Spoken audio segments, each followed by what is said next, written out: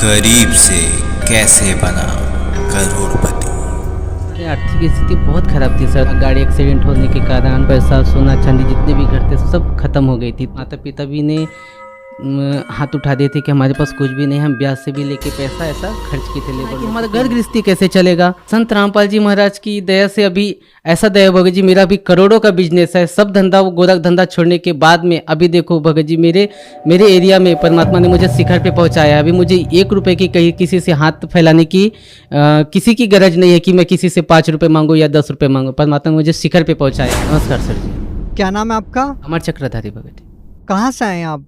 Sir वैसे तो छत्तीसगढ़ से हूँ मगर रहता महाराष्ट्र पुणे में। संत रामपाल जी महाराज से नाम दीक्षा लेने से पहले आप क्या भक्ति साधना करते थे? सर संत रामपाल जी महाराज की भक्ति करने से पहला मैं संतोषी माता का व्रत रखता था और ऐसे जो पारंपरिक हमारे छत्तीसगढ़ में जो पूजाएं होती थी, अपना गणेश पूजा और नवरात्रि, ये सभी अपने पूजा करते थे।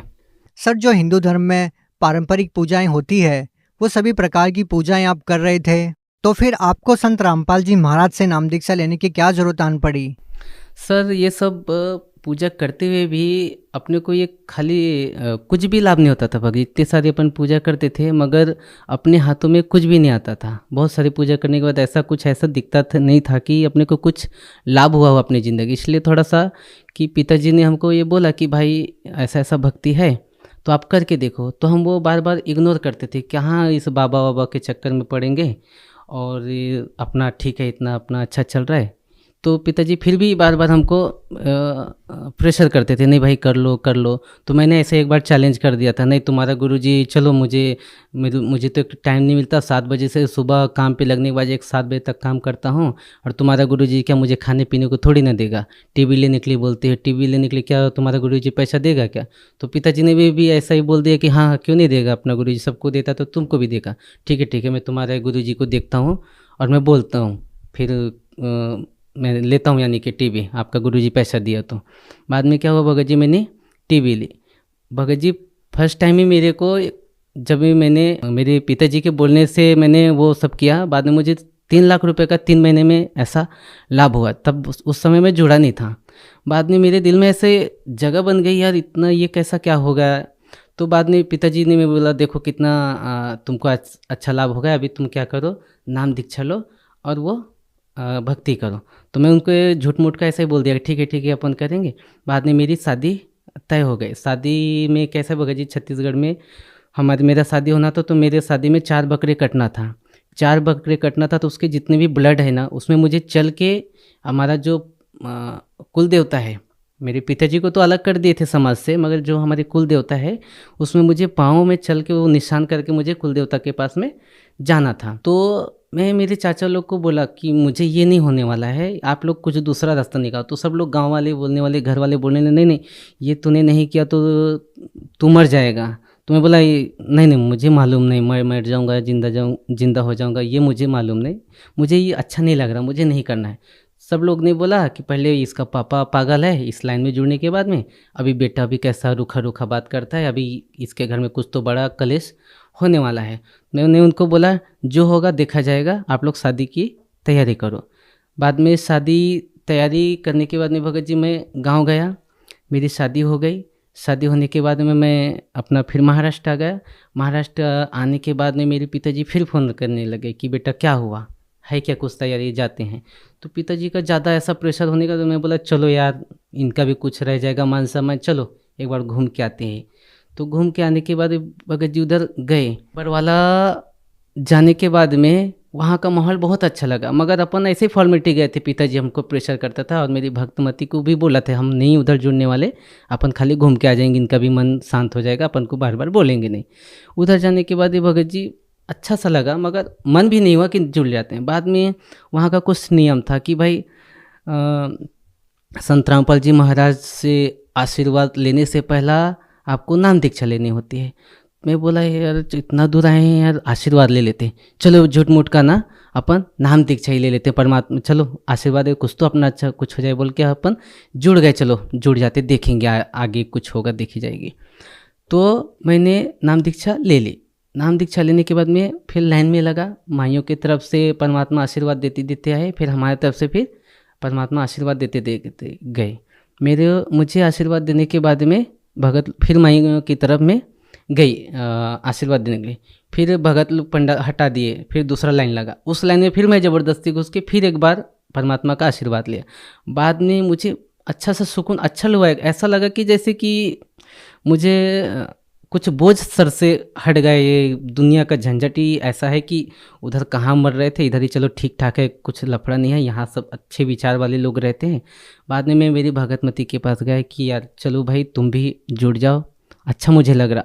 फिर वो मेरे से झगड़ा करने लगी कि मैं इसी कारण तुम्हारे साथ नहीं आ रही थी, तुम मुझे मालूम था तुम जुड़ने वाले हो, मुझे झूठ मूठ कर लेके आ गए। तो सर, जब आपने संत रामपाल जी महाराज से नाम दीक्षा ली, संत रामपाल जी महाराज से नाम दीक्षा लेने के बाद क्या कोई लाभ भी मिला आपको? हाँ, लाभ तो बहुत सारा मिला सर जी। जब हम लोग महाराष्ट्र आए, मेरी भगतमती प्रेग्नेंट थी। मेरा ये लड़का होने के बाद में भगत जी उनका एक स्तन से दूध आना बंद हो गया।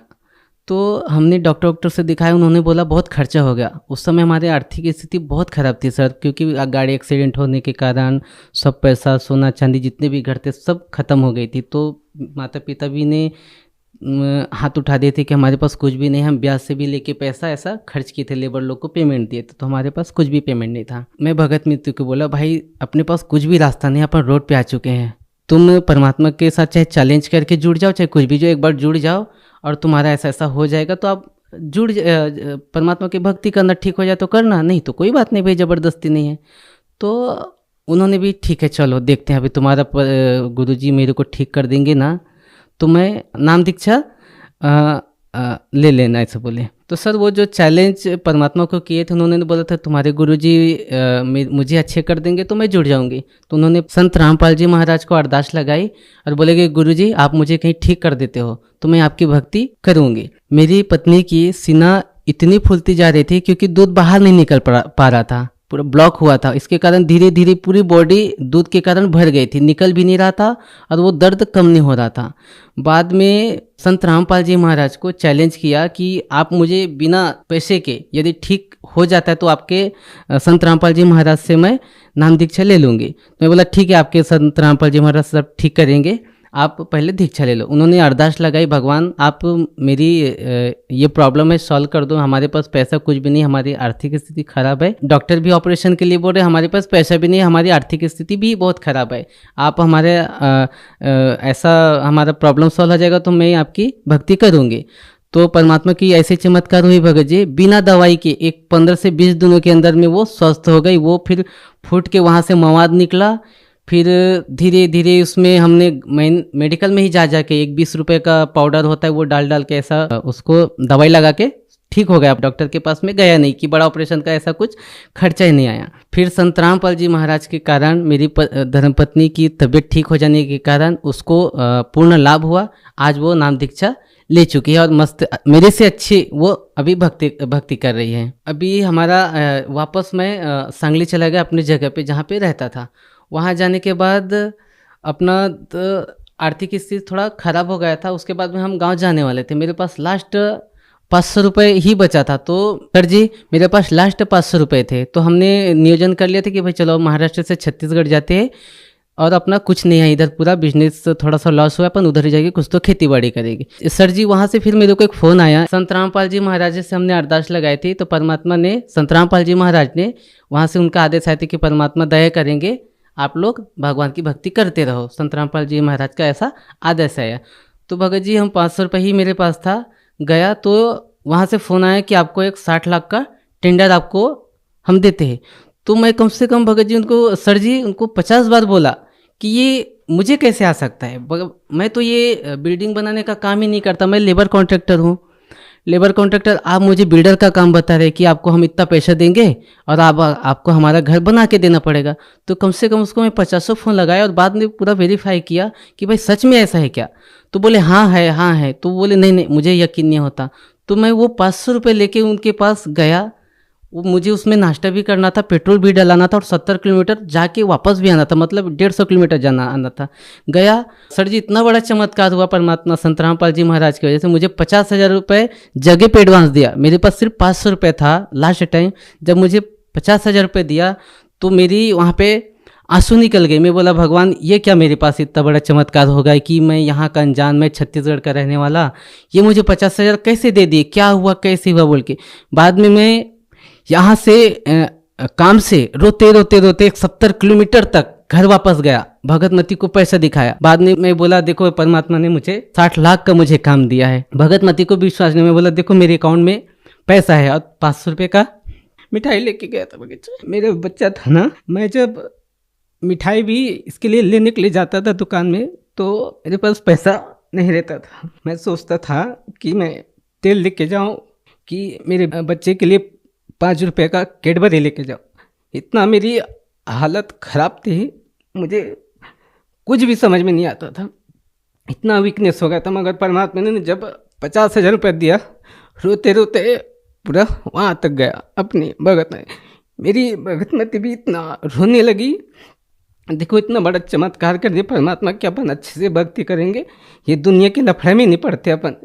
सब जो दुनिया अपने को रखे या ना रखे, संत रामपाल जी महाराज को जिंदगी भर अपन छोड़ेंगे नहीं। जान दो दुनिया की, अपना अपन दुनिया की सुनने वाले नहीं, अपने छोकर गांव निकाला करे, चाहे दुनिया से कहीं से कुछ हो, अपन परमात्मा को नहीं छोड़ेंगे। ये इनका जीवन दान देने का मेरे को भगत जी अभी के डेट में कम से कम 60 लाख मुझे काम मिलने के बाद भगत जी सर जी मैंने उनका पूरा काम कंप्लीट किया। कम से कम 1.5 करोड़ का, कम से कम 1.5 करोड़ का अब तक काम किया उनका भी। मेरा काम अभी कम से 8 साइड मैंने फाइनल किए हैं। 3 काम मिलने के 60 लाख का टेंडर हुआ, वो फाइनल किया। बाद में मुझे 3 काम और मिला, कम से कम 40 लाख का, वो फाइनल किया। अभी कम से कम मेरा 25 लाख का काम चालू है, वो मैंने अभी पेंडिंग है, आधा अधूरा काम है। मेरा घर में रहने का नहीं तकलीफ था भगत जी, बारिश हुआ तो 10 ठिकाने से पानी नीचे गिरती थी। संत रामपाल जी की दया से अभी मेरा 4 मंजिल का घर बनाया हूँ। अभी कुछ दिन पहले अभी मैं सोल्ड 4 व्हीलर गाड़ी लिया है, जो मेरे गांव में किसी के पास गाड़ी नहीं। 8 लाख की सोल्ड गाड़ी लिया है। पूरे गांव वाले बोलते हैं कि भाई इनके पास क्या सोने का खान मिला है। मगर उनको बोलते हैं सर जी कि भाई संत रामपाल जी महाराज के शरण में आने के बाद में हुआ थोड़ा तकलीफ हुआ स्टार्ट में। परमात्मा अपनी वाणी में बोलते हैं कि धीरे धीरे रे मना धीरे सब कुछ होए, माली सिंचे 100 घड़ा ऋतु आए फल होए। सर मैं लूट पिट चुका था, सिर्फ मैं लास्ट में मेरा 500 रुपये ही था। परमात्मा की दया, संत रामपाल जी महाराज की दया की वजह से 60 लाख का मुझे काम मिला। अभी मेरे करोड़ों का बिजनेस चालू है। 4 मंजिले का घर टिका लिया हूँ। मेरे गांव आसपास, मेरे गांव में क्या सर जी, आसपास की एक 20 किलोमीटर 50 किलोमीटर आप भी घूमेंगे तो किसी का 4 मंजिल मकान नहीं है। सोल्ड मैंने गाड़ी ले ली। अभी परमात्मा की दया से, संत रामपाल जी महाराज की दया से अभी भगत जी मैं अपने एरिया में टॉप में हूँ। सब बोलते कि भाई ये अच्छे लाइन में जुड़े। पहले तो हमको कोसते थे कहाँ ये अपने ज़िंदगी बर्बाद कर। अभी इस परमात्मा का भी उन लोग भी बोलते हैं संत रामपाल जी महाराज का ज्ञान अच्छा है, और वो भी अभी सहयोग करते हैं मेरे गांव में। आपको मैं एक और बात बताना चाहता हूँ। जब हम गांव में रहते थे तो हमारा दारू का धंधा था, चिकन मटन का धंधा था, बकरी बेचते थे, मुर्गी बेचते थे, कबूतर, ये सब चीज़ बेचते थे। हम क्या करते थे, 10 दारू की जो बोतल रहती थी उसको हम खोल के 10 का उसमें पानी डाल के उसको 15 बनाते थे, और उसको सही तरीके से लेवल लगा के सब बेच देते थे। मतलब 2 नंबर का काम सब करते थे। फिर सिगरेट पीता था मैं, इतना सिगरेट पीता था कि मेरे हाथों से सिगरेट हटती नहीं थी। जब तक मेरा 2-3 पैकेट 4 पैकेट ख़त्म नहीं होता था, 12-1 बजे 2-2 3-3 बजे तक जगता था। सर हमको टेंशन आ गई थी कि परमात्मा संत रामपाल जी महाराज के नियम में लिखा था तुमको यही नहीं करना, तुमको शराब नहीं बेचना, कुछ ये बकरे नहीं बेचना, बकरी नहीं काटना, ये नहीं करना। तो हमको टेंशन आई कि हमारा घर गृहस्थी कैसे चलेगा। संत रामपाल जी महाराज की दया से अभी ऐसा दया भगत जी, मेरा भी करोड़ों का बिजनेस है। सब धंधा, वो गोरख धंधा छोड़ने के बाद में अभी देखो भगत जी मेरे एरिया में परमात्मा ने मुझे शिखर पे पहुंचाया है। अभी मुझे 1 रुपये की कहीं किसी से हाथ फैलाने की किसी की गरज नहीं है कि मैं किसी से 5 रुपये मांगू या 10 रुपये मांगू। परमात्मा ने मुझे शिखर पे पहुंचाया है। सर जी मैं परमात्मा मैं अपने संत रामपाल जी महाराज के लिए ये शब्द उच्चारण करता हूँ, क्योंकि मेरा भगवान और सब कुछ मेरा संत रामपाल जी महाराज। मुझे तो पता नहीं कि कौन क्या है, मगर मेरे लिए संत रामपाल जी महाराज मेरे लिए भगवान है। सर आप भगत समाज को क्या संदेश देना चाहते हैं? सर भक्त समाज को क्या संदेश दूंगा कि मेरा देखो ना सर जी, मेरा पहला कैसा था, हम लोग इतने दारू बेचते थे, सब बुरी सी बुरी धंधा करते थे, फिर भी हमको बरकत नहीं मिली। मगर संत रामपाल जी महाराज के शरण में आने के बाद में पूरी बुराई छूट गई, और मेरा 500 रुपये लास्ट था। अभी परमात्मा ने उसको करोड़ों में परिवर्तन किया। ये मुझे मेरे साथ में लाभ हुआ है, चमत्कार हुआ है मेरे साथ में। तो आप भी आइए परमात्मा के संत रामपाल जी महाराज के शरण में और अपना जीवन कल्याण कराइए। जी बहुत बहुत धन्यवाद। धन्यवाद सर।